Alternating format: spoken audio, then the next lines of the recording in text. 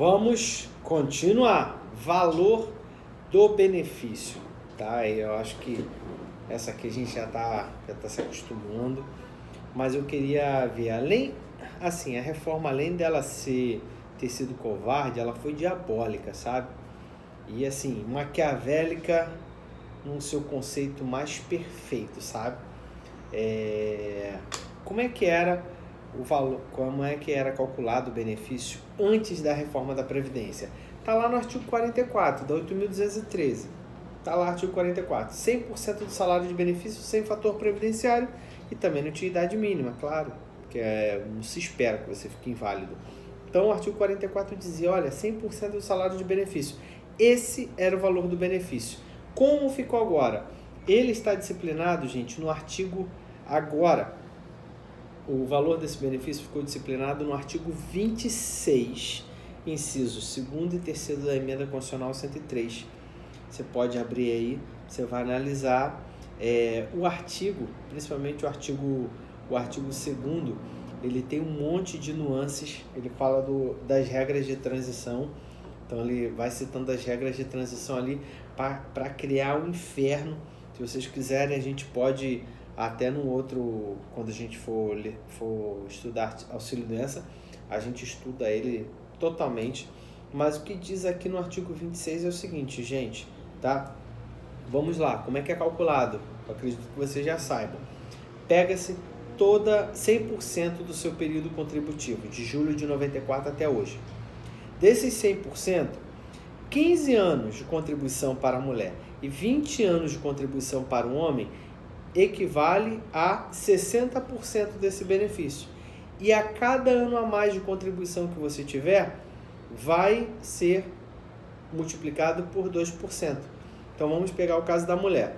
De novo, a mulher tem 20 anos de contribuição.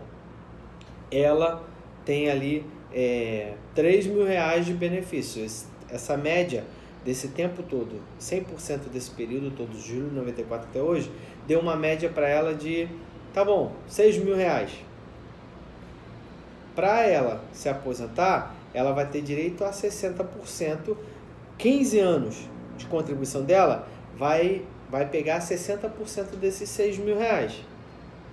E esses 5% você multiplica por 2, ou seja, dá mais 10%. Então, desses R$6.000, ela vai ter direito a 70%.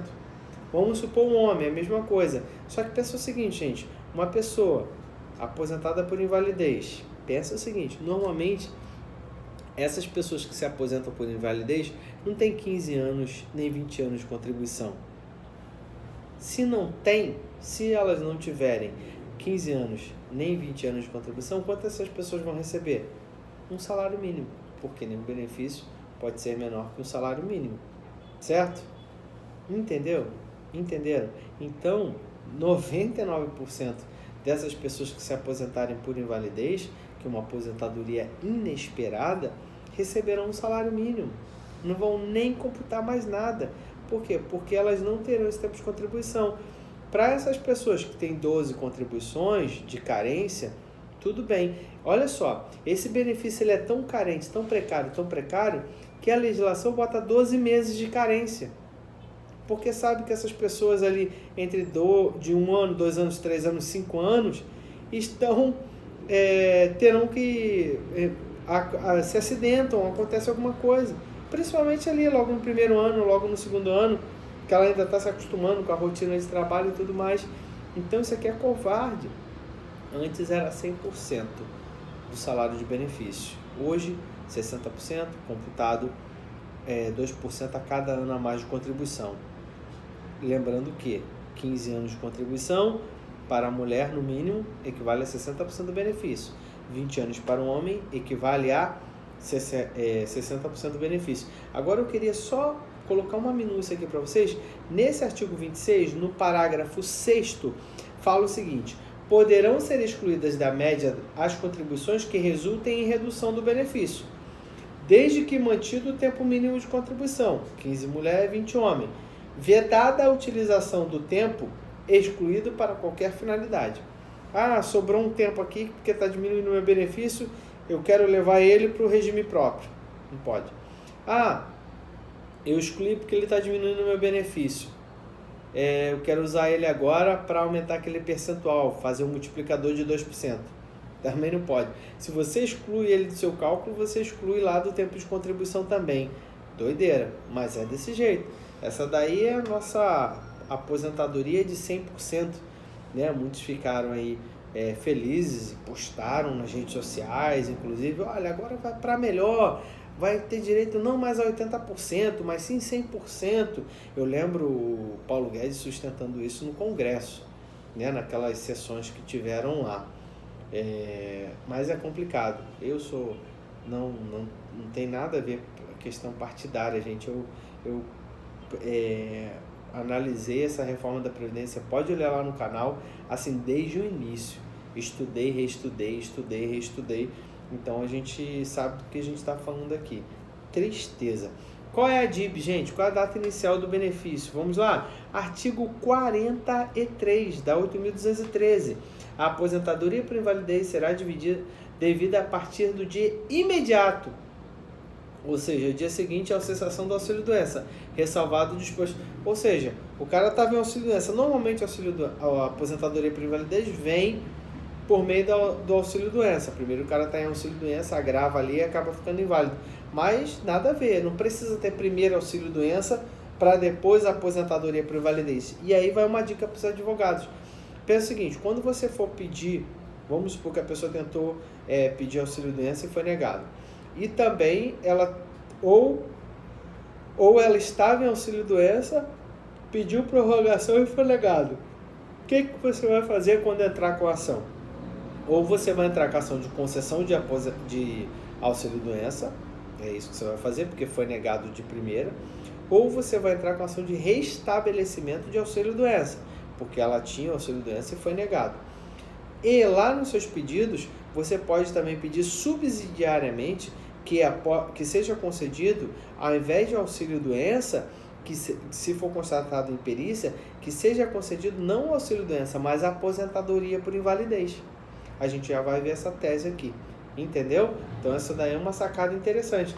Não necessariamente o auxílio-doença pressupõe a existência de aposentadoria por invalidez, não necessariamente pressupõe a existência ou recebimento de auxílio-doença, certo? Agora vamos lá, pontos importantes. Pente fino, nossa, como tem gente falando disso, né? Como gente sensacionalista fala demais disso. Mas vamos lá, artigo 43, parágrafo 4º da Lei 8.213. Olha o que diz. O segurado aposentado por invalidez poderá ser convocado a qualquer momento para avaliação das condições que ensejaram o afastamento ou aposentadoria, concedida judicialmente ou administrativamente, observado o disposto do artigo 101.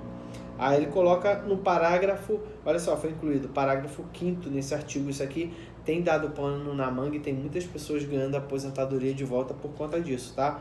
Fica ligado aí. A pessoa com HIV/AIDS, aposentada por invalidez, é dispensada da avaliação. O que aconteceu? A pessoa tinha HIV/AIDS. E nesse pente fino aí dos 2 anos aí, o que aconteceu? Já estava aposentada por invalidez, foi convocada para a perícia e perdeu a aposentadoria por invalidez. Querem enxugar a máquina. Olha o que diz esse artigo 43, parágrafo 5º. A pessoa com HIV/AIDS aposentada por invalidez, porque está tratando aqui de aposentadoria por invalidez, é dispensada da avaliação. Ou seja, se a pessoa foi avaliada depois de aposentada por invalidez e tinha HIV/AIDS, esquece, restabelecimento com fundamento nesse artigo, petiçãozinha de uma folha e vitória, certo? Grande validez, gente, grande validez. Artigo 45 da 8.213, olha o que ele diz. O valor da aposentadoria por invalidez do segurado, que necessitar da assistência permanente de outra pessoa, será acrescido de 25%. Parágrafo único. O acréscimo de que trata este artigo será devido ainda que o valor da aposentadoria atinja o limite máximo. O cara está no teto, mesmo assim vai ter direito a 25%. Será recalculado quando o benefício que lhe deu origem for reajustado. Toda vez que o benefício for reajustado, de novo ele é reajustado com base em 25% em cima da atualização. E se cessará com a morte do aposentado, não sendo incorporável ao valor da pensão. Ele tem caráter personalíssimo, ele faleceu. A pessoa vai receber pensão sem os 20%, sem os 25%. Agora, vamos lá. Existe uma relação exemplificativa dessa grande invalidez. Está lá no decreto 348, no anexo 1. Os anexos estão aí contigo. Anexo 1 fala disso.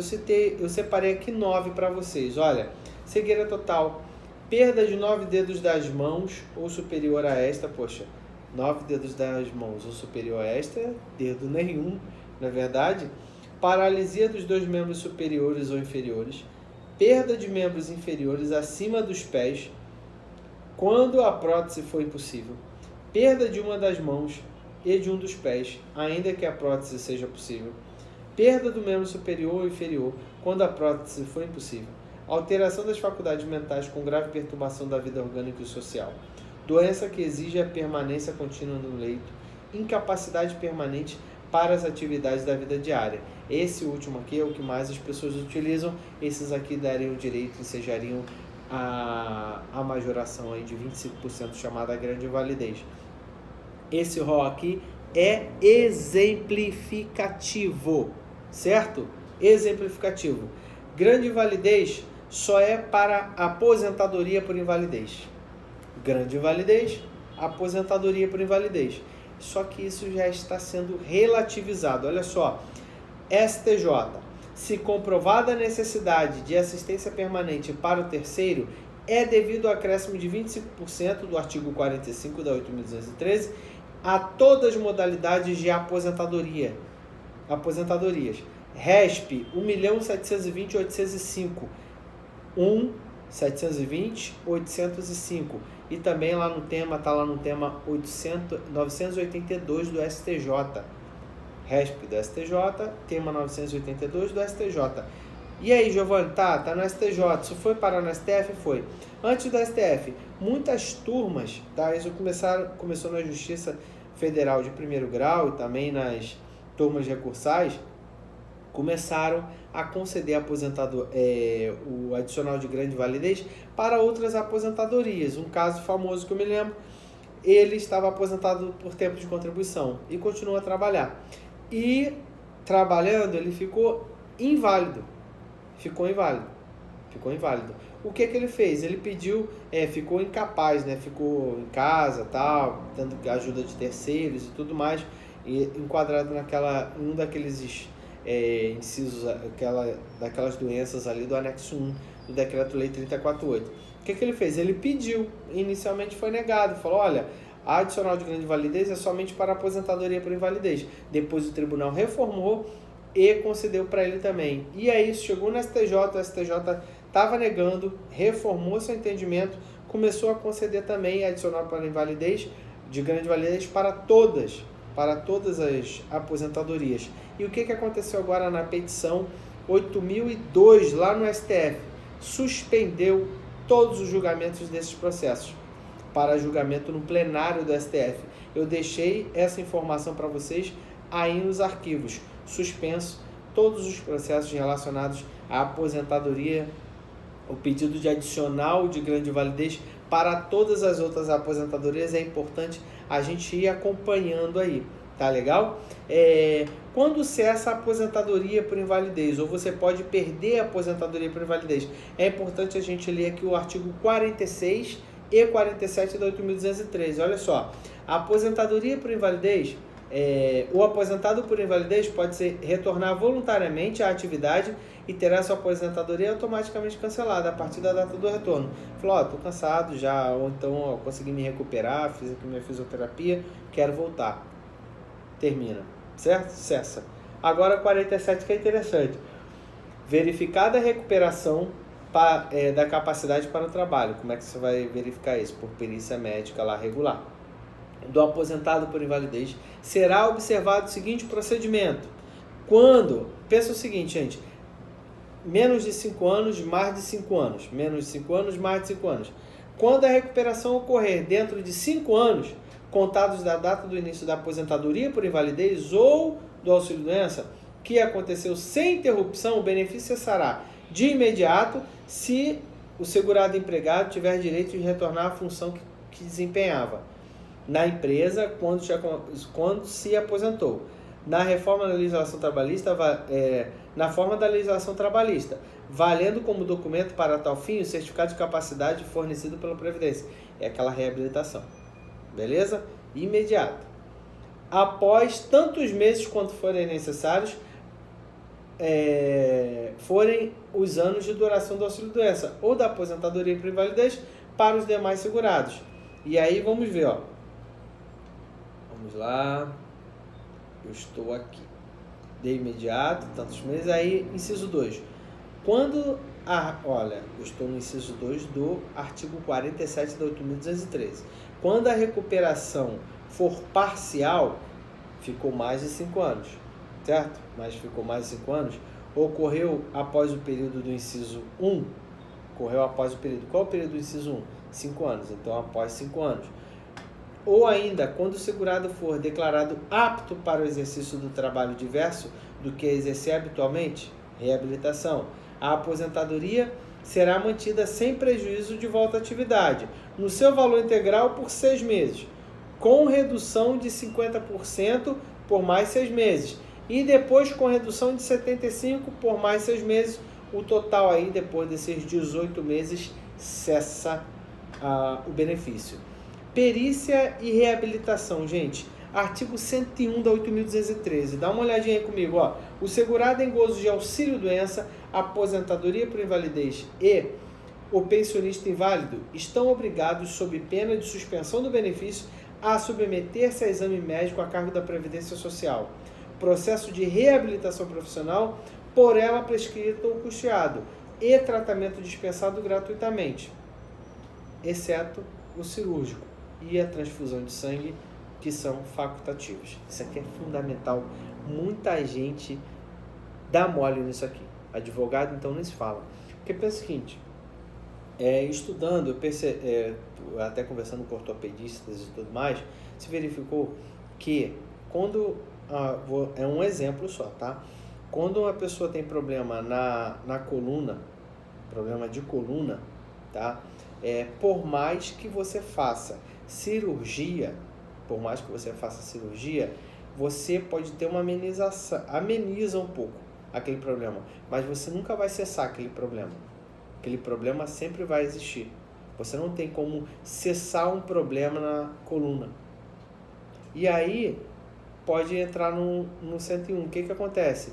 A reabilitação, eles forçam essas pessoas, obrigam essas pessoas a entrarem na cirurgia, para depois tentarem reabilitar essas pessoas. Entendeu? E aí, qual é a questão? É que é facultativo, olha aqui, ó, exceto cirúrgico e a transfusão de sangue. Se você tiver que fazer uma cirurgia para resolver o seu problema, eu tive um caso que queriam obrigar a pessoa a fazer uma cirurgia cardíaca, e essa pessoa era vida ou morte, ela não queria fazer, por conta de várias complicações dela. E se ela não fizesse, e por ela não querer fazer, o INSS o que fez? Suspendeu, cancelou o benefício dela. A gente entrou com restabelecimento com base no 101. Porque cirúrgico, tratamento cirúrgico, ele é facultativo. O obrigatório qual é, gente? Olha lá, ó. Estão obrigados, sob pena de suspensão, a submeter-se a exame médico a cargo da Previdência e ao processo de reabilitação.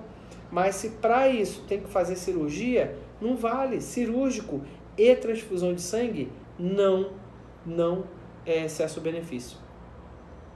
Você entendeu? Esse 101 aqui vale ouro. Vamos lá.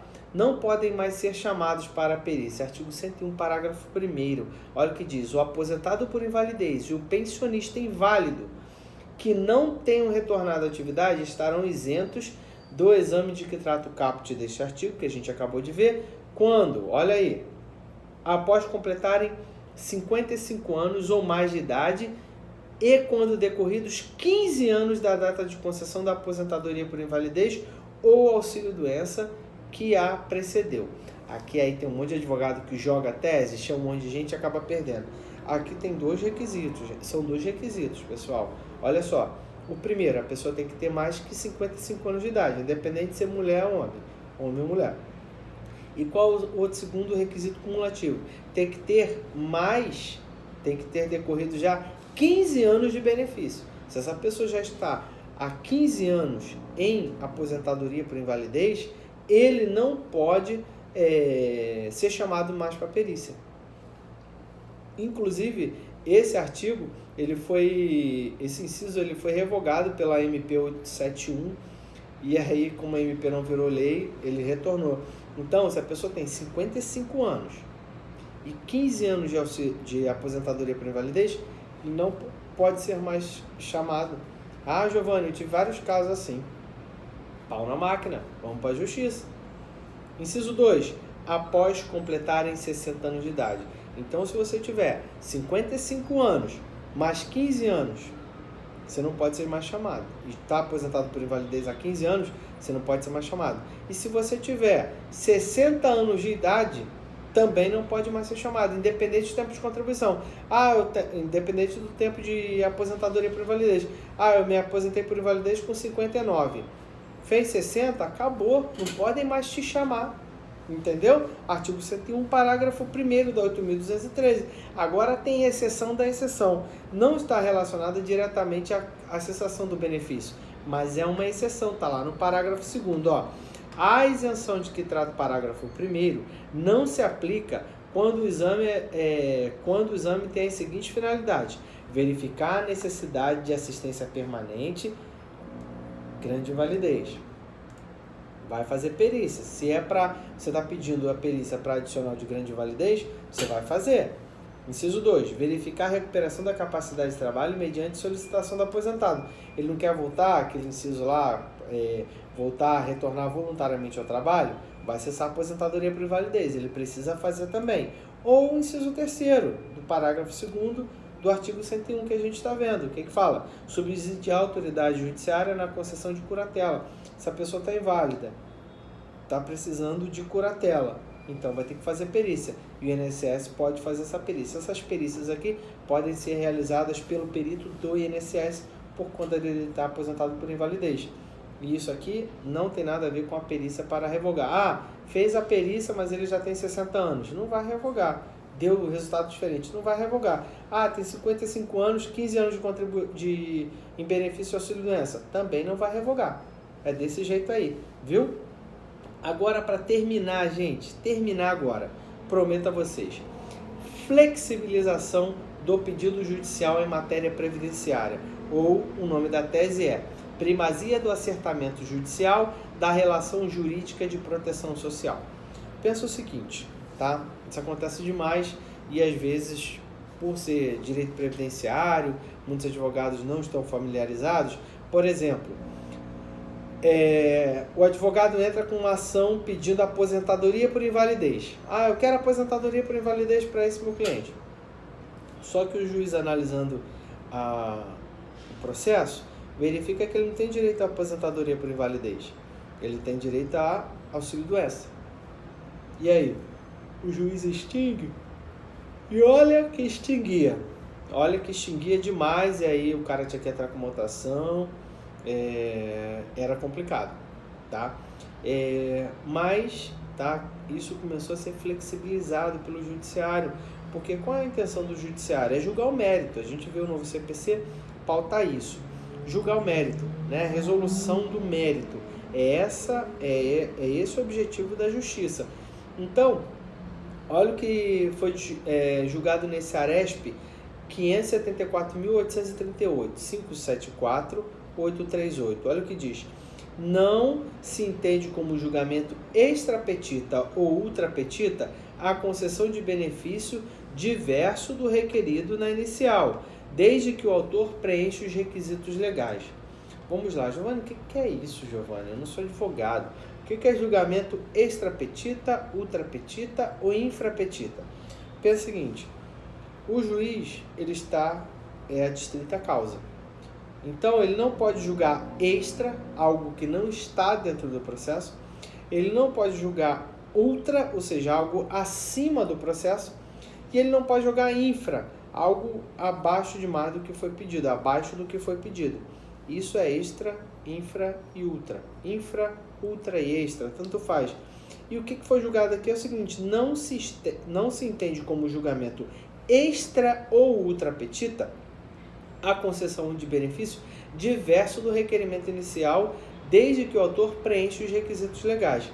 É possível a reafirmação da DER, data da entrada do requerimento, para o momento em que implementados os requisitos da concessão do benefício, mesmo que isso se dê no interstício entre o ajuizamento da ação e a entrega da prestação jurisdicional, ou seja, no momento da sentença, nas instâncias ordinárias, nos termos do artigo 493 e 933 do CPC, observada a causa de pedir.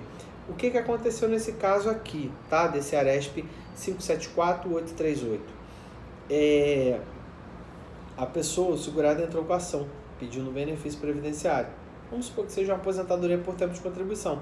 Só que transcorreu o processo todo. Na data da sentença, o juiz verificou que ele não tinha os requisitos quando ele entrou com o processo. Faltava algum tempo para ele. Mas ele atendeu aqueles requisitos 5, 6 meses, 1 ano, um dia antes do juiz dar a sentença. Opa, estou vendo aqui que ontem ele atingiu os requisitos para aposentadoria por tempo de contribuição. Então, eu vou julgar com data limitador, transformando a DER dele, reafirmando a DER dele, para cá, para ontem. A DER dele foi ontem. Então, eu vou julgar procedente a ação, vou aposentar ele por tempo de contribuição, mas não lá atrás, porque ele atendeu os requisitos aqui. Foi aqui que ele atendeu os requisitos. Eu coloquei essa decisão, inclusive do STF, aí no arquivo para vocês. Mas olha só, é o ARES, agravo em recurso extraordinário, né? 725.856, 725.856, lá do STF. Incidente de uniformização de jurisprudência regional previdenciário, aposentadoria por tempo de contribuição / serviço, tempo de serviço posterior ao requerimento administrativo, fato superveniente, reconhecimento posterior à sentença, possibilidade, princípio da primazia do acertamento. Olha aí, o cara entrou com a ação, depois foi negado para ele. Aí o que aconteceu? Ele recorreu. Só que no decorrer desse recurso aqui, ele atingiu os requisitos. O STF foi lá e falou, não, então dá ele, a partir dessa data aqui, mesmo que tenha sido depois da sentença judicial. Isso aqui é inovador, isso aqui é muita jurisprudência, é rico isso. Eu deixei esse artigo aí para vocês do STF, essas informações que a gente conversou aqui, eu coloquei tudo isso daí no STF, no material de vocês. Na próxima aula aí, a gente vai tratar sobre o auxílio-doença. É muito parecido com tudo que a gente viu aqui. Eu vou repetir mais ou menos o que a gente está aqui, mas eu vou tentar passar de maneira rápida para a gente ganhar tempo. Mas é muito enriquecedor. O que você estudou aqui vai ser enriquecedor para nosso próximo vídeo, aí, nossa próxima aula sobre auxílio-doença. Pessoal, agradeço a confiança, tenham paciência, vocês vão ver que daqui a pouco pode estar um pouco confuso, pode ter muita informação, artigo para lá, lei para cá, Constituição para lá, informação para cá, caso concreto para cá, súmula para lá, precedente do STF, STJ, TNU, mas no final você vai começar a ser, isso vai começar a ser um habitat natural. E não é porque, Giovanni, você é advogado, tal, você é jurista, está aí na área. Não, gente, dá para ser, dá sim. A gente está conversando aqui, olha, a gente está lendo lei aqui e eu acredito que dê para a gente entender. E aí eu peço até o feedback de vocês, comentem aí embaixo, por favor, se o time tá bom, se tem algum juridiquês que vocês querem que eu amenize, que eu tente mudar, para tentar mudar a palavra ou alguma coisa nesse sentido, para fazer com que tudo que a gente passa aqui seja inteligível e que possa ser absorvido como conhecimento para todos vocês. Obrigado pela paciência, pelo carinho, continue aí, porque eu tenho certeza de que esse conteúdo vai fazer muita diferença na sua vida e na vida de todos aqueles que te pedirem uma dica, uma informação, um bizu, ou até na sua prova, né, meu caro, que vai fazer concurso aí nessa área previdenciária, o senhor e a senhora que vão fazer planejamentos previdenciários e o doutor e a doutora que vão defender as causas previdenciárias. Aguardo vocês na próxima aula de auxílio doença. É isso que a gente vai ver. Um abraço. Tchau.